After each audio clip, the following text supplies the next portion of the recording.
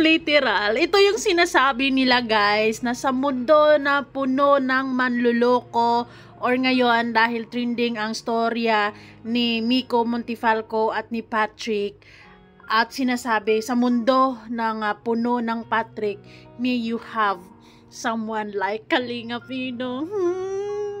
I'm happy for you, Viancy girl. Pakurot. Diba?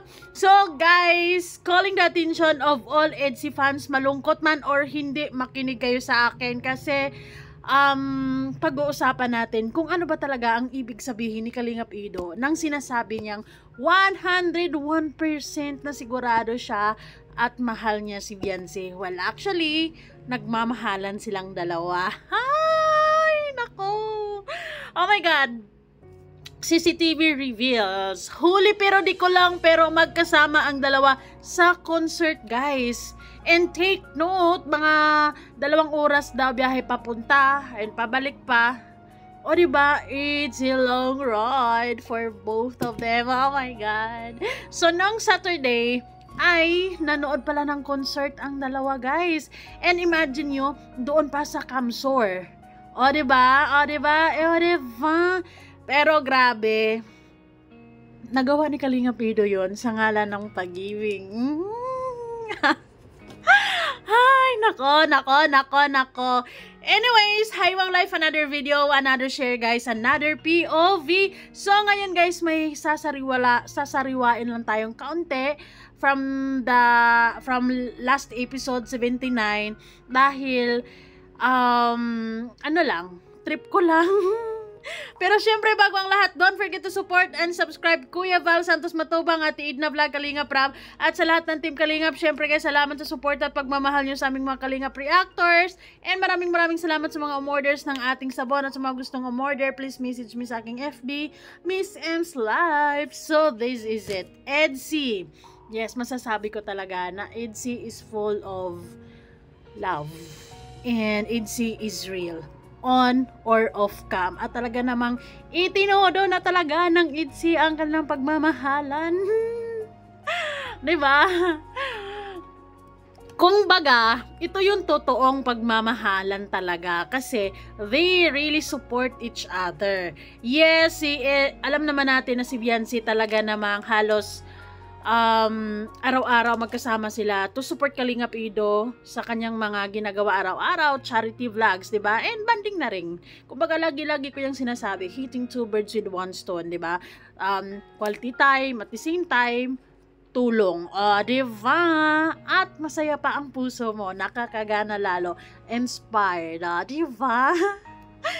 At syempre, sabi nga ng iba, si Viancy kasi is ano siya, supportive siya sa mga local bands, 'di ba?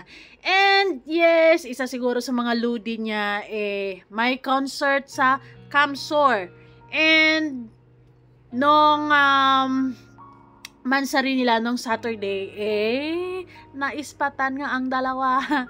Huli pero di kulong. Pero bakit may bitter? Ay, nako. Grabe talaga. But, sa mga sad ngayon, dahil sa hindi pa or medyo napatagal ang part 80, carry lang yan. Okay lang yan. Kahit sa next week pa, fully charged pa rin tayo. Diba? Diba? Diba? Yes, of course. So, sinabi ko nga sa inyo na meron tayong sasariwain. Okay, balikan lang natin to. Sandali lamang. Eds and Viancy, kayo na ba talaga? Ano ba talaga yung... Ano na ba talaga kayo?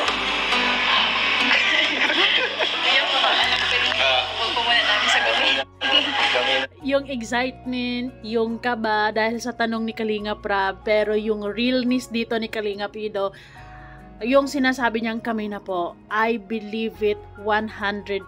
Pero naintindihan ko din si Viancy because sinabi nga naman niya in the previous vlogs na sa birthday na lang niya ang big revelations. Okay, let's wait until September. Pero ulitin natin. Hay, nako. Eds and Viancy, kayo na ba talaga?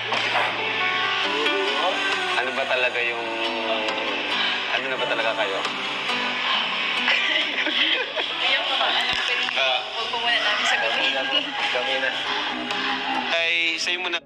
Kami na po, kami na. Diba? So, kaya,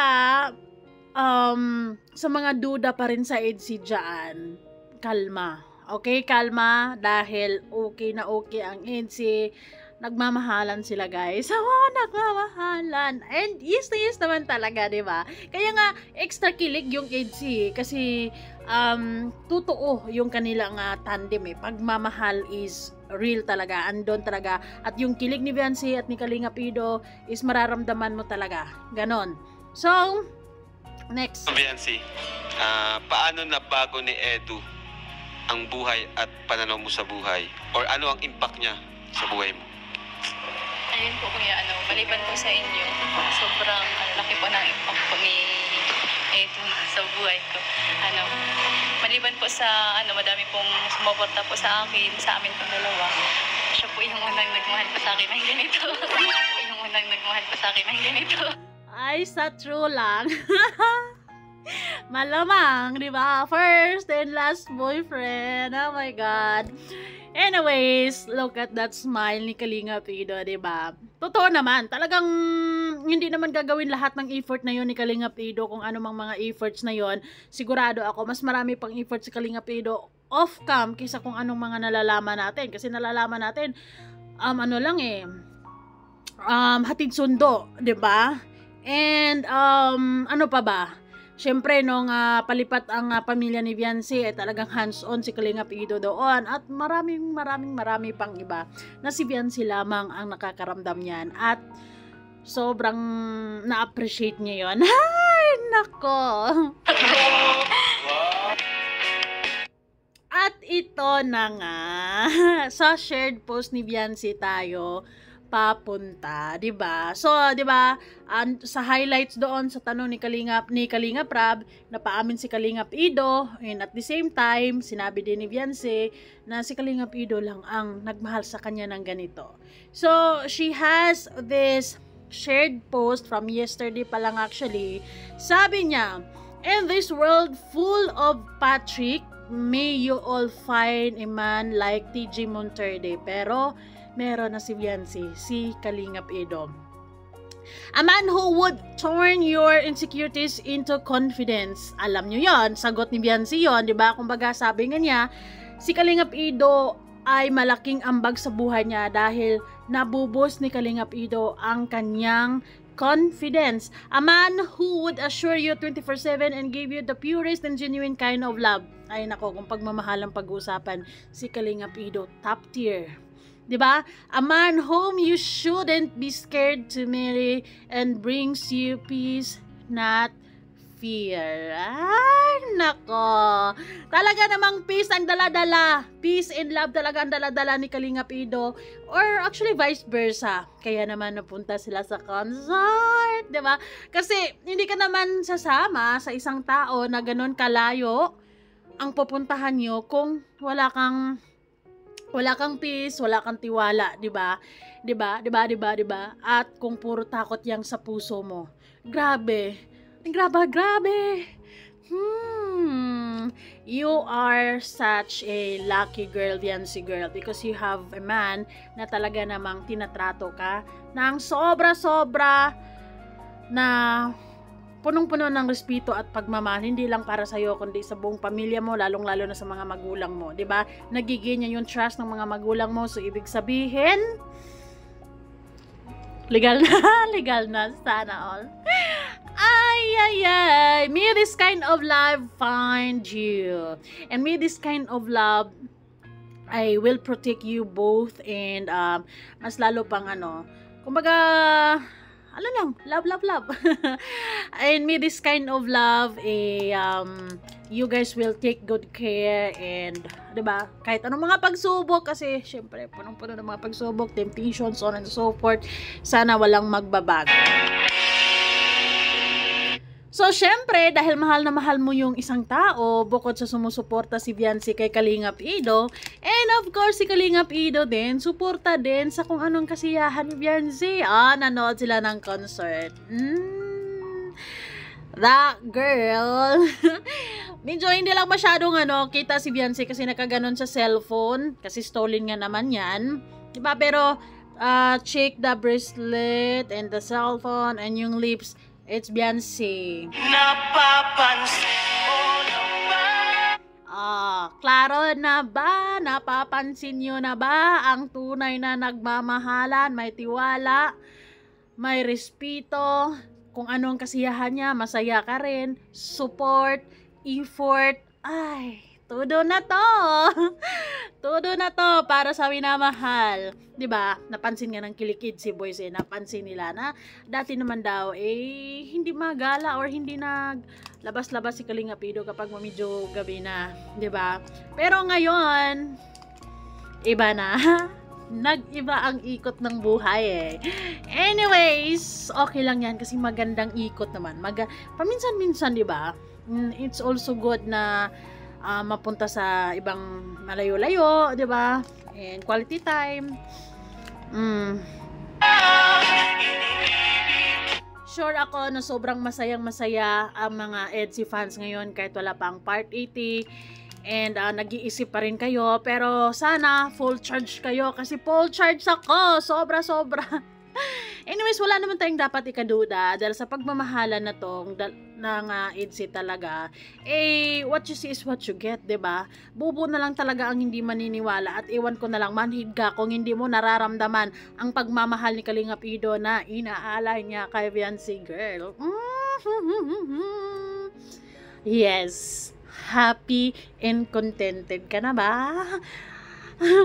So, okay.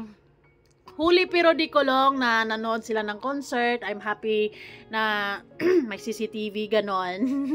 May mga ganitong balita, 'di ba? Anyways, merong sinasabi dito sa Timinda. Parang hindi masaya si Ido dyan. Tingnan nyo, 'di ba? Seryoso kasi si Kalinga Pido nanood and siguro yung kumuha ng picture is biglaan lang din, 'di ba? Biglaan lang or sakto na naka ganung mood si Kalinga Pido, nakatingin lang or kung ano man, depende. Pero sigurado ako, masayang masaya ang tao dahil hindi ka naman siguro magta-travel ng 2 oras mahigit papunta sa lugar na yon tapos malungkot ka. 'Di ba? Hindi naman siguro, 'di ba? 'Di ba? Isipin mo 'yon. 'Di ba? Magastos 'yun gasolina pa lamang. Pero di bali na, masaya ang puso ni Kalinga Pido for sure. So, nagtanggol sa Tirichel. Ay sos, may masabi ka lang. Di porket di nakangiti di na masaya. Magsayang ba yan ng oras papunta dyan, medyo malayo sa kanila kung di siya masaya. Correct. And actually, planado na yan na pupunta sila sa lugar na yan.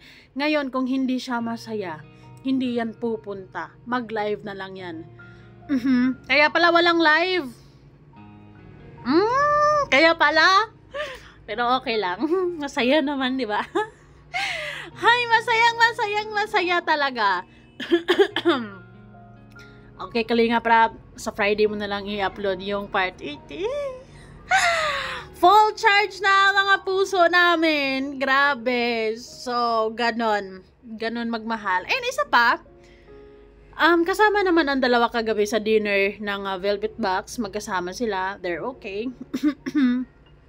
And so far so good ang samahan ng EDSI at wala tayong dapat ikabahala because hindi naman si Kalinga Pido, hindi naman tayo binubula ni Kalinga Pido or pinapaasa for nothing. And with all those efforts, lahat ng ginagawa niya, ano pa ba? Ano ba yun? Diba? Ay nako, it's all because of love. Thank you guys so much. Maraming salamat sa inyong panonood. Bye-bye na muna. See you guys all in our next video.